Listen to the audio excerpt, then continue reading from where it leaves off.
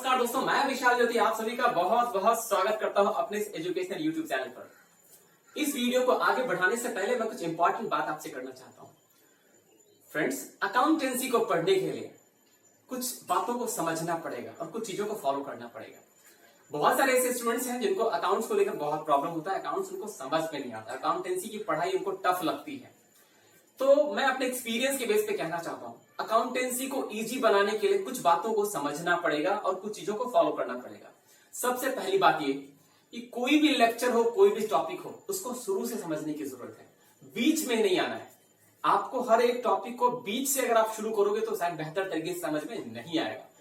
कारण ये है कि 8, 9, 10, 6, 7, 9, 10 इन सारे क्लासेस में अकाउंटेंसी आपने नहीं पढ़ा है। मतलब 6, 7, 8, 9, 10 ये जो भी क्लास थे आपके सेकेंडरी तक, यहां तक आप लोगों ने 10th तक अकाउंटेंसी पढ़ा ही नहीं है। 10th बोर्ड तक अकाउंटेंसी का कोई टॉपिक आपने नहीं पढ़ा है। ये जो आपका सब्जेक्ट है ये बिल्कुल नया सब्जेक्ट होता है आपका 11th में। तो ये जो सब्जेक्ट नया है इस पे थोड़ा फोकस करना पड़ेगा, इसमें थोड़ा इंटरेस्ट लाना पड़ेगा। तो सबसे इंपॉर्टेंट बात यह है कि जो भी वीडियोस आप देख रहे हो उन सारे वीडियोस को हर एक जो चैप्टर है उसको शुरू से समझने का जरूरत है, उसको बेसिक से समझने का जरूरत है। तो जो भी हमारे टॉपिक्स मैंने अपलोड करे हैं, कंपनी अकाउंट्स को मैं अभी कंटिन्यू कर रहा हूं, कंपनी अकाउंट्स को कंटिन्यू कर रहा हूं। तो कंपनी अकाउंट से जो रिलेटेड जितना भी टॉपिक्स है उसका आप लेक्चर नंबर 1 से जाइए, फर्स्ट वीडियो से जाइए, उन सारे वीडियोस को आप देखिए, 1 बार 2 बार 3 बार, मुझे लगता है 1 से 2 बार या 3 बार देखेंगे तो आपको अच्छे तरीके से समझ में आ जाएगा। ये जो वीडियो है ये 16वां वीडियो है, इसके पहले 15 वीडियो बन चुके हैं। ये 16वां वीडियो है जो मैं अपलोड करने जा रहा हूं आप सभी के लिए। आज के टॉपिक का नाम है procedure for issue of shares forecast. एक बार फिर से मैं याद दिलाऊं, ये सारे videos Bihar board company account class 12 lecture 16, ये बिहार बोर्ड के क्लास 12 के लिए है, जो आपका कंपनी अकाउंट चैप्टर से, और ये लेक्चर नंबर 16 है। इसके पहले 15 लेक्चर्स हो चुके हैं।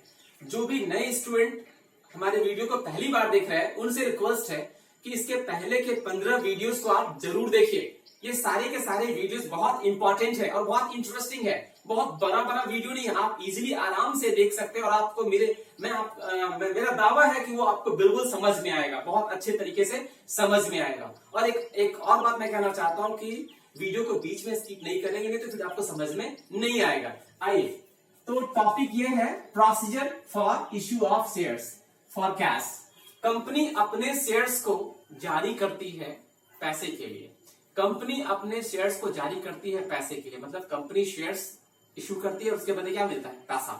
तो बोला इसका प्रोसेस क्या है, इसका प्रक्रिया क्या है, क्या प्रोसेस होगा, कंपनी किस प्रोसेस से शेयर जारी करेगी, कैसे, उसका क्या स्टेप्स होगा, कंपनी कैसे कैसे आगे बढ़ेगी। तो उस प्रोसेस को, उस प्रोसीजर को समझना है इस वीडियो के माध्यम से। तो सबसे जो पहला स्टेप है, सबसे पहला स्टेप, कंपनी क्या करेगी ना, to issue of prospectus. To issue of prospectus, company जो है सबसे पहले प्रोस्पेक्टस जारी करेगी। कंपनी सबसे पहले प्रोस्पेक्टस जारी करेगी। तो प्रोस्पेक्टस की चर्चा मैंने पहले मैं वीडियो बना चुका हूं, आप जाकर देख सकेंगे कि प्रोस्पेक्टस को लेकर के मैंने क्या बताया है। प्रोस्पेक्टस की चर्चा मैंने पिछले वीडियोस में कर दी है।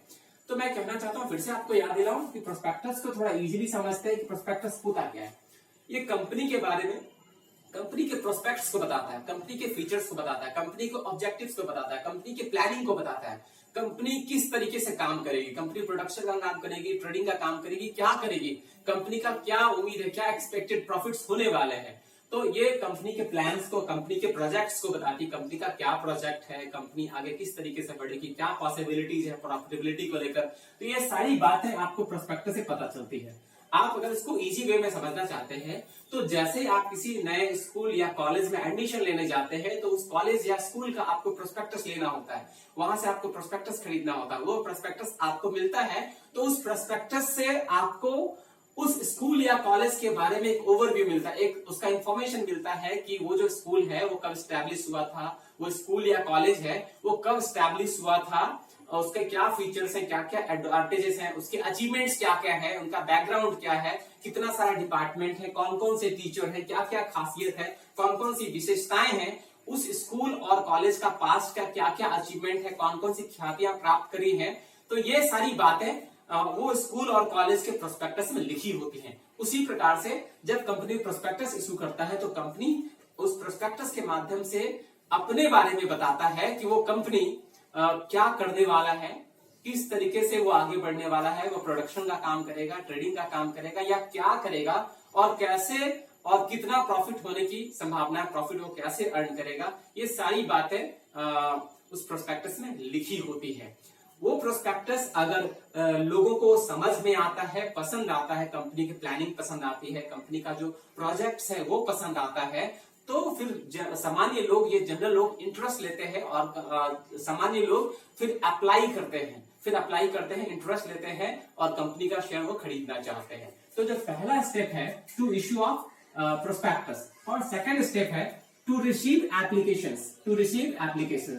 तो जिन लोगों को वो प्रोस्पेक्टस की बात समझ में आती है, अच्छा उन लोग, जिन लोगों को पसंद आता है कंपनी का जो प्रोस्पेक्ट है, प्रोस्पेक्टस के प्रोस्पेक्ट जो लोग हैं प्रोस्पेक्टस पढ़ने के बाद जब सेटिस्फाइड होते हैं तो फिर वो अप्लाई करते हैं। तो कंपनी को क्या मिलता है? एप्लीकेशंस। कंपनी को क्या मिलता है? एप्लीकेशंस। किनसे? जनरल लोगों से।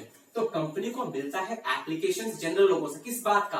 वो जनरल लोग कंपनी का शेयर खरीदना चाहते हैं, तो वो जो सामान्य लोग हैं वो अप्लाई करते हैं कंपनी को कि मेरे को 10 शेयर चाहिए, मेरे को 50 शेयर चाहिए, मेरे को 500 शेयर चाहिए, कितने शेयर चाहिए, वो अप्लाई करते हैं जनरल लोग। तीसरा स्टेप क्या है? To make allotment. जब एप्लीकेशन आ जाता है, जो तीसरा स्टेप है टू मेक अलॉटमेंट, जब कंपनी के पास एप्लीकेशंस आ जाता है, सामान्य लोगों से एप्लीकेशंस आ जाता है, तो कंपनी फिर डिसाइड करता है कि शेयर्स देना है या नहीं देना है।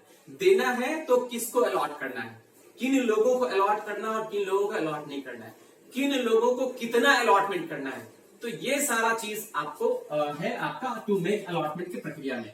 और चौथा है टू मेक कॉल्स। अलॉट कर देने के बाद कंपनी कॉल्स करती है। तो मैंने कुछ वीडियोस मैंने पहले जारी किए हैं, कुछ वीडियोस मैंने अपलोड किए, जैसे बताया मैंने आपको कि जो कॉल्स है, टू मेक कॉल्स का मतलब क्या है? मतलब कंपनी जो है अपने शेयर्स के जो पैसे हैं इंस्टॉलमेंट्स में मंगवाती है। जनरली कंपनी अपने शेयर्स के सारे पैसे को इंस्टॉलमेंट्स में मंगवाती है। वो इंस्टॉलमेंट्स क्या हो सकता है?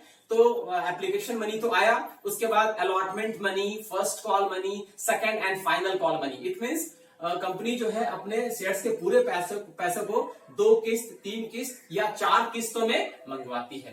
तो अलॉट कर देने के बाद कंपनी फिर कॉल्स करती है। ठीक है, तो जैसे फर्स्ट कॉल का पैसा कब लेना है, सेकंड कॉल का पैसा कब लेना है या कितना लेना है, ये सारी बात आपका कंपनी, हालांकि कितना पैसा होगा, first call, second call, allotment, ये सारी बातें कंपनी पहले ही बता देती है। लेकिन ये चीज जो है आपका कंपनी जो है अलॉटमेंट के बाद कॉल्स का पैसा मंगवाती है, फर्स्ट कॉल्स का या second call and final call. तो कोई जरूरी नहीं है कि कॉल्स 4 ही होगा, कॉल्स कोई जरूरी नहीं है, मतलब इंस्टॉलमेंट 4 हो, कोई जरूरी नहीं है। इंस्टॉलमेंट 3 भी हो सकता है, 2 भी हो सकता है, 1 भी हो सकता है। तो कंपनी का जो प्रोसीजर है वो ये है आपका procedure for issue of shares for cash. तो जनरली ये 4 स्टेप्स को फॉलो करना होता है। कंपनी जनरली इन 4 स्टेप्स को फॉलो करती है। सबसे पहला स्टेप है टू इश्यू ऑफ प्रोस्पेक्टस, दूसरा है टू रिसीव एप्लीकेशंस, तीसरा है टू मेक अलॉटमेंट और चौथा है टू मेक कॉल्स। तो फ्रेंड्स, आगे की बात करने से पहले मैं चाहूंगा कि ये जो आपके बोर्ड पे जो आपका ये जो लिखा हुआ है, इसको आप अपने नोटबुक में लिख लें। इसके लिए आप क्या करिए ना कि एक पिक्चर ले लीजिए मोबाइल में, ताकि आपके लिए इजी हो जाएगा।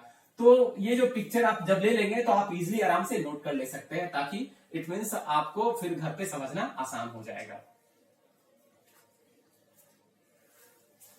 तो फ्रेंड्स, मुझे लगता है कि ये जो टॉपिक है आप बेहतर तरीके से समझ गए होंगे। अगर आपको मेरा ये प्रयास पसंद आ रहा है तो आपसे रिक्वेस्ट है कि जल्दी से जल्दी आप हमारे इस चैनल को सब्सक्राइब कर लीजिए, लाइक कीजिए, बेल आइकन को प्रेस करिए, ताकि आने वाले जितने भी नए वीडियोस हैं उनकी इन्फॉर्मेशन आपको मिलते रहे। साथ ही साथ अपने सारे दोस्तों के साथ इन सारे वीडियोस को शेयर करिए। इस वीडियो में इतना ही, धन्यवाद।